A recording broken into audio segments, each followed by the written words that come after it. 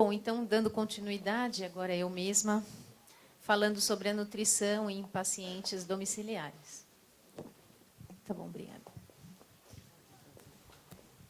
Bom, então, acho que as questões jurídicas já foram apresentadas aqui, a médica contou um pouquinho do atendimento médico, eu vou dar continuidade falando da questão nutricional. Antes de introduzir propriamente dita a questão nutricional, eu acho que vale a pena contar um pouquinho o histórico do atendimento domiciliar, como foi apresentado aqui anteriormente. Esse atendimento domiciliar já foi nos dito que veio de um termo americano, né, que se chama home care, e esse home care começou lá atrás com os cuidados das pessoas que eram acometidas, que foram acometidas, na verdade, na época da guerra, e as enfermeiras começaram esse atendimento domiciliar, cuidando desses indivíduos que foram acometidos e que precisavam... a ponteira está onde? Desculpa. Obrigada. Desculpa. As enfermeiras quem deram os primeiros, que fizeram os primórdios do atendimento domiciliar, né? Então, naquela época, elas passaram a cuidar dos pacientes, das pessoas que foram acometidas, e precisavam encontrar uma forma caseira de cuidar desses indivíduos com o recurso que elas tinham disponíveis no momento. Então, os primeiros relatos foram feitos aí no século XIII. Houve um fortalecimento nas últimas décadas, porque hoje nós acreditamos que as pessoas ficam melhor tratadas quando estão nos seus ambientes domiciliares, pelo aconchego da família, pela necessidade de manter um tratamento mais prolongado. A deshospitalização melhora muito a qualidade de vida do paciente, tira a angústia da família.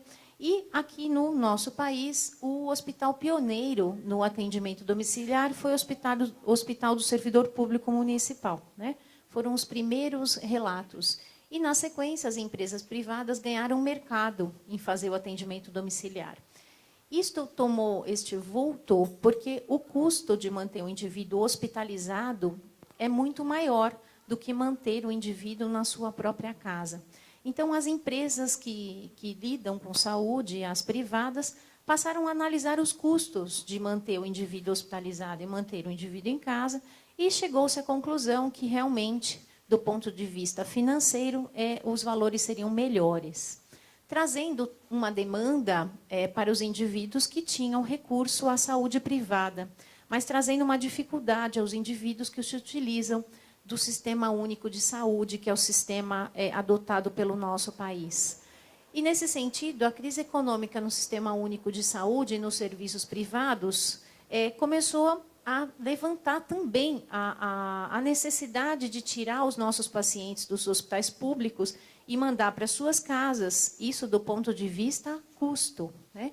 Sabemos que havia um menor custo, que nós tínhamos uma maior rotatividade de leitos, e esse é um grande problema da saúde pública do nosso país. Nós temos as pessoas adoecendo, nós temos os indivíduos envelhecendo, então a longevidade da população brasileira está cada vez maior, e com isso a necessidade de atenção melhor à saúde.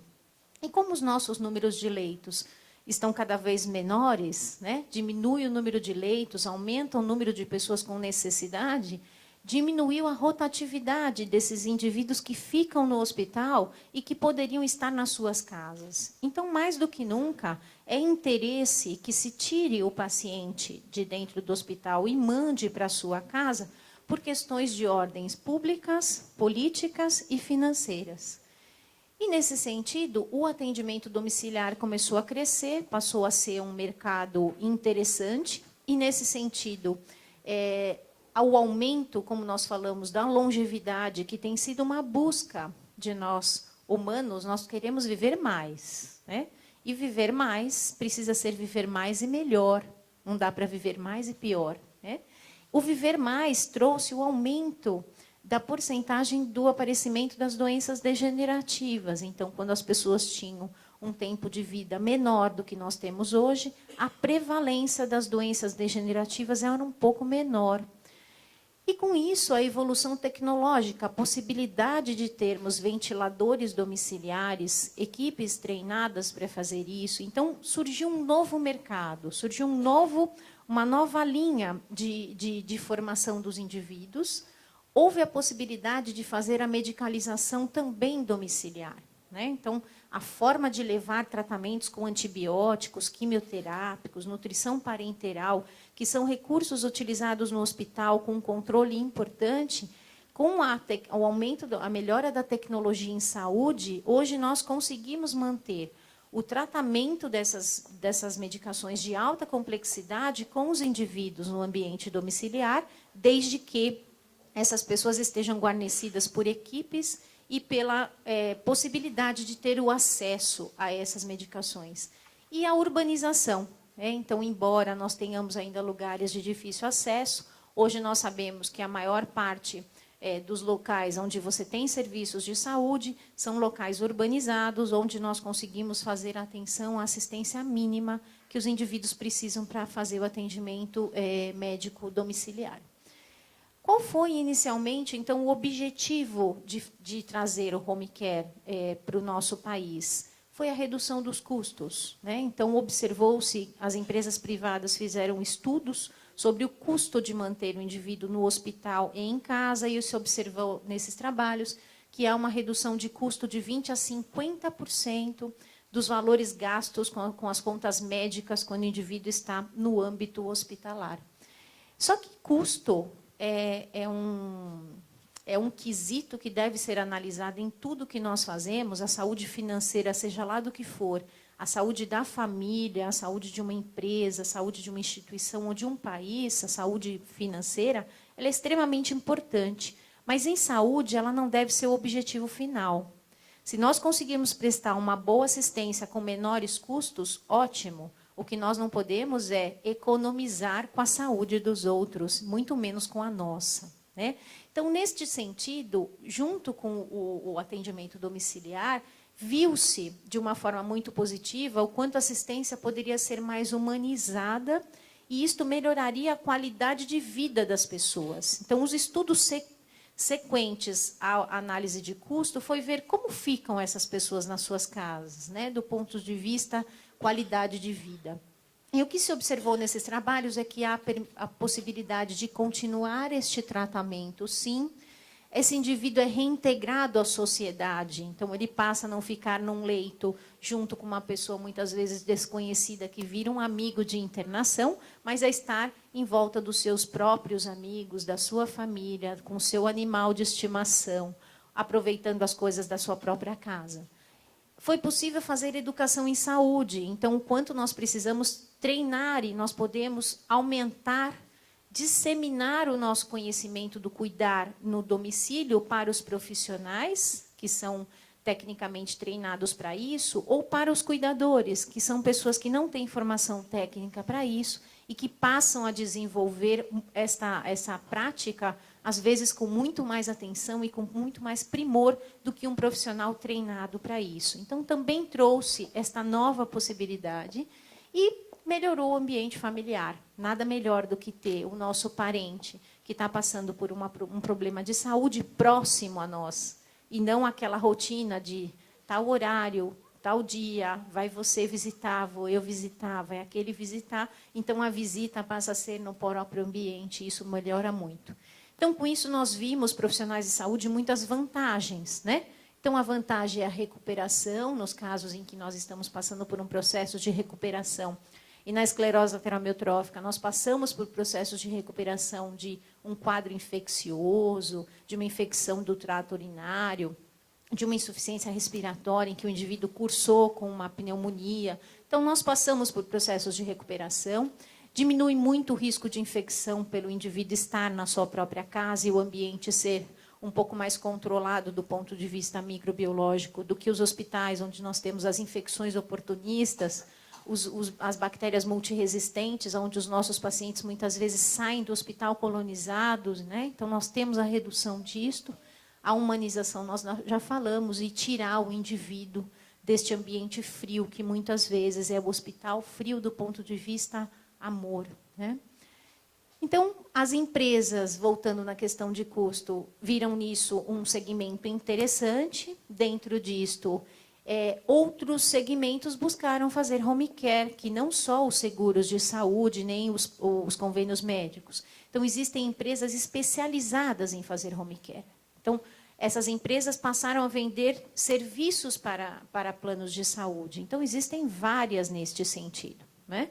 Os convênios, propriamente dito, criaram seus home cares, seguro-saúde, profissionais autônomos. Então, equipes de profissionais que vendem esse serviço para pacientes domiciliares.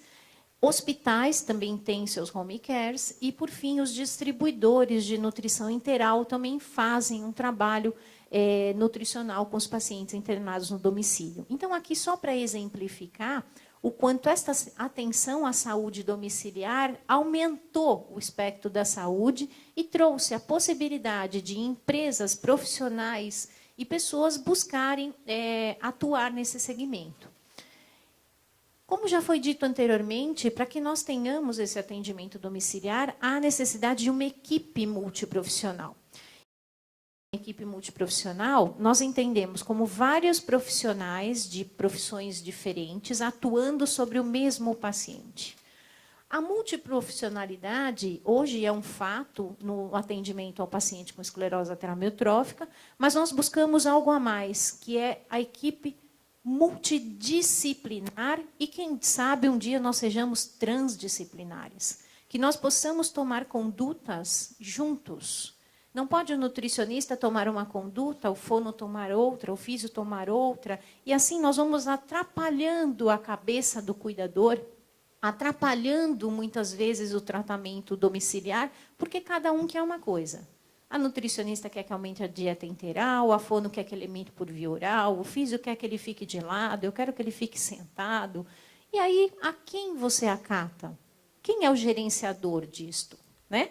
Então, nós precisamos ser mas nós precisamos ser transdisciplinares, nós precisamos nos ajudar para tratar o paciente.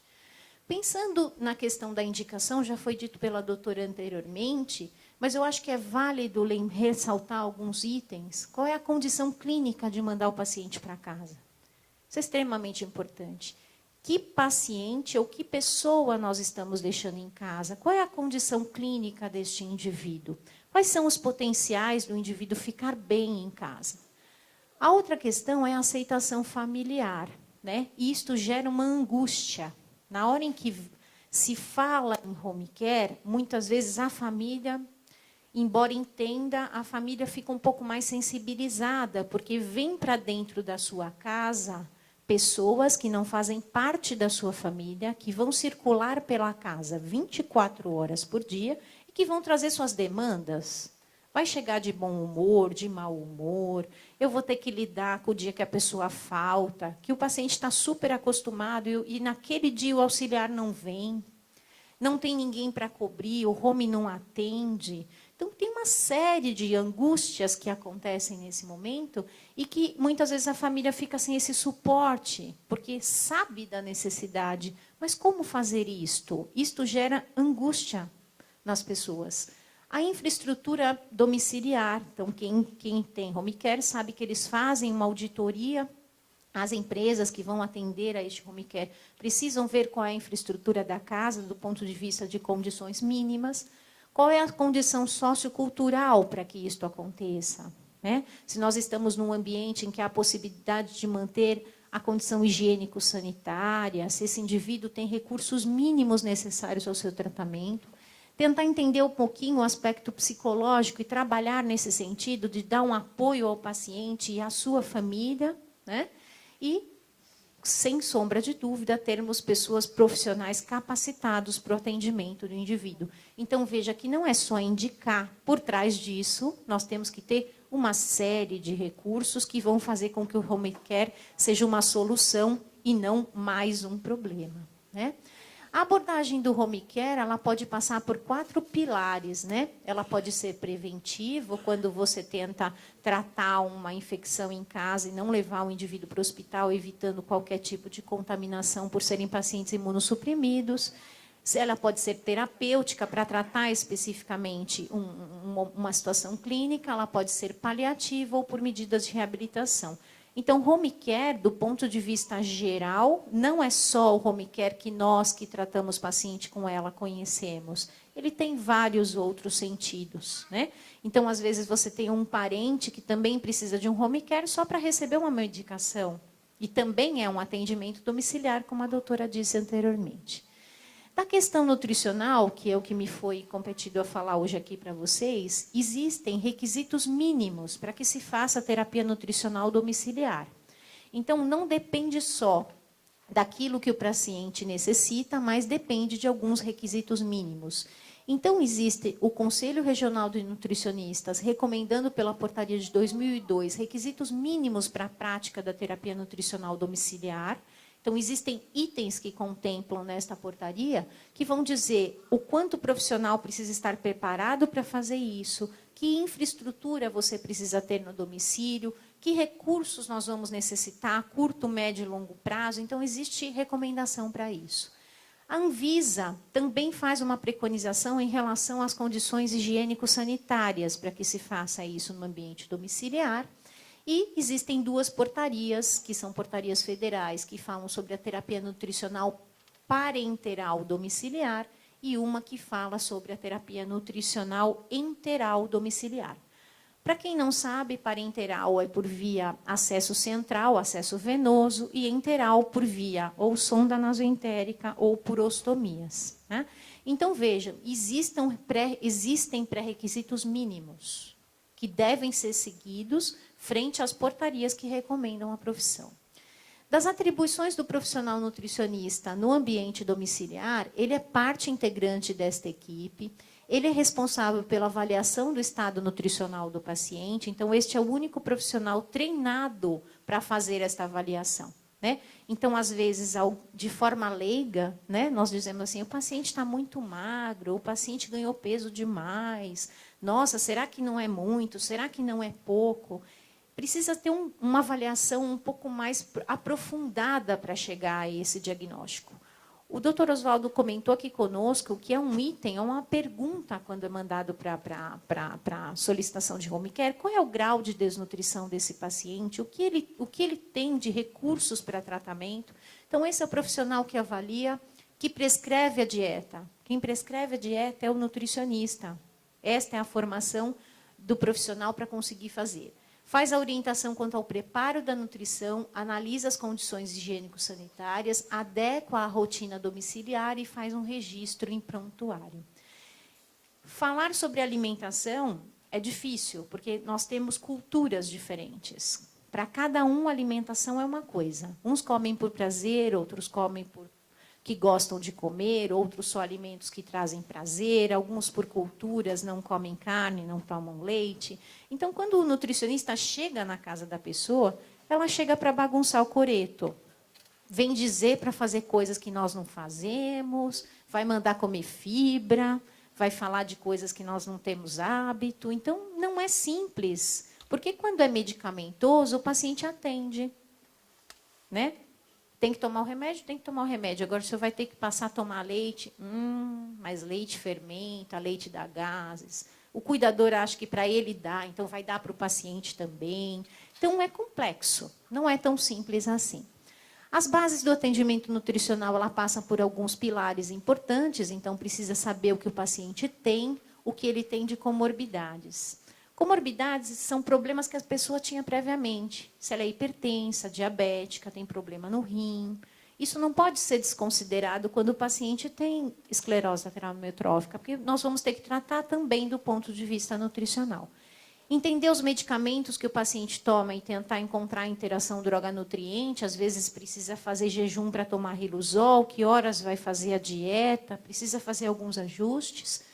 Seguir a prescrição médica, né? Então, a indicação de nutrição enteral, ela é médica, ela não é do nutricionista. Então, estar de acordo com a conduta médica, fazer a avaliação do estado nutricional, a análise da ingestão alimentar e acompanhar o funcionamento do aparelho digestório. Nesse sentido, falando um pouco rapidamente sobre a terapia nutricional domiciliar, nós sabemos que nutrir no âmbito domiciliar, ele pode ser feito de forma artificial, através de dietas industrializadas, ou ele pode ser feito através de dieta, alimentos in natura, que nós chamamos de dieta caseira, quando os pacientes recebem nutrição enteral, né? Então, falando um pouquinho sobre a dieta industrializada, que são essas fórmulas líquidas que nós encontramos em várias apresentações, em Tetra Pak, em bolsas, em pó, líquido pronto, existem várias formas de apresentação dos produtos. Qual é a orientação do nutricionista? Dizer qual vai ser o produto a ser adquirido. Fica aqui a dica. Não é porque a pessoa está no domicílio, está com dieta integral, que todos vão receber o mesmo produto. Porque cada pessoa é uma pessoa, tem uma necessidade nutricional, está no momento da patologia, tem um tipo de comorbidade. Então, cuidado, porque às vezes assim, olha, eu recebi a doação de um produto X, não está servindo para mim, vou dar para o meu vizinho. Não é assim que funciona. Às vezes, o produto não tem a mesma indicação. Orientar sobre o armazenamento, preparo e acondicionamento, né? Fazer a prescrição dietética e monitorizar a tolerância e a prescrição da dieta. Em relação à dieta caseira. A dieta caseira, ela tem sido recomendada por alguns profissionais, por alguns serviços, e até por necessidade, nós temos utilizado dieta caseira no domicílio, porque vocês bem sabem que existe uma portaria que preconiza que pessoas que se alimentam por via enteral pedem ao Estado, à Secretaria do Estado de São Paulo, fornecimento deste produto industrializado. Para quem já fez esse processo, já solicitou, sabe que 70% dos processos são negados e a negativa vem por um telegrama dizendo que, como a gastrostomia tem um orifício de 24 pu, que é um diâmetro grande, possibilita a infusão de alimentos caseiros. E, portanto, a Secretaria não fornece o produto industrializado. E o que nós temos buscado para defender a hipótese de que o paciente precisa do produto industrializado no domicílio é de que o alimento in natura, ele é capaz de manter o estado nutricional do indivíduo? Ele até, com certeza sim, porque nós nos alimentamos com alimentos in natura e nós estamos aqui. Mas demanda um cuidado higiênico-sanitário, de aquisição, de preparo, armazenamento, que dificulta o tratamento do paciente domiciliar, né? Então, nós pedimos produtos industrializados, mas na grande maioria nós somos negados, né? E depois nós vamos poder discutir sobre isso. Então, em relação à dieta caseira, precisamos conversar sobre as condições higiênico-sanitárias de preparar, ter a disponibilidade para aquisição dos gêneros, treinar o cuidador para o preparo, como se faz, como se guarda, orientar para o acondicionamento e para a higienização dos utensílios utilizados em casa. Do ponto de vista em relação ao catéter, né, ao catéter propriamente dito, este cuidado é um cuidado de enfermagem, mas cabe ao nutricionista, assim como ao médico e ao corpo de enfermagem, observar como está a evolução desse cateter, se precisa ser trocado, se ele está por sonda nasoentérica, como aqui exemplificado, se ele está com uma gastrostomia aqui representada, ou se o indivíduo já tem bottom, né? Este é um botãozinho substituído pela gastrostomia, pela sonda de gastrostomia, quando essa indicação é realizada. E aqui, por fim, orientação, então, para a troca, como a doutora falou, e observar a condição da ostomia. O nutricionista não pode ir só na casa do paciente e olhar a dieta. Precisa olhar a sonda, precisa ver em que condição se encontra, precisa saber como estão acondicionando as coisas. Então, é uma consulta um pouco demorada. Só que nós sabemos que, hoje em dia, os home cares disponibilizam o profissional nutricionista uma vez por mês. Uma vez por mês e, às vezes, a cada 2 meses. Ou então, só quando o paciente vem para casa e depois, quando tem a necessidade, e o nutricionista troca a cada mês, porque ele sai do home care e vem outro e começa tudo de novo, né? Então, nós sabemos que esse é um trabalho que demanda tempo, conhecimento, e que nem sempre as pessoas estão preparadas para fazerem isso. Então, o que eu tinha para falar é isso. Depois nós vamos abrir para as perguntas. Eu acho que é válido lembrar que a alimentação, assim como outros cuidados, devem ser adotados no ambiente domiciliar. Quando se fala em alimento, nós falamos em sentimentos, embora seja artificial, nutrir as pessoas requer uma série de coisas, né? Então, pode até estar artificial, através de produtos, de uma forma mais artificial de infusão, a pessoa não alimenta por via oral, recebe pela sonda, mas a forma de nós utilizarmos o alimento para cuidar das pessoas precisa ser o mesmo, né? Não é porque nós tiramos a via natural da alimentação que nós esquecemos disso, né? Então, fica aí a questão de que nós precisamos cuidar das pessoas em casa, não só tecnicamente, nós precisamos cuidar das pessoas em casa com amor, porque a proposta de tirar do hospital é tirar do hospital para cuidar direito e para cuidar de uma forma amorosa, né? Então, fica aqui o meu e-mail e depois nós conversamos sobre as perguntas. Tá bom? Obrigada.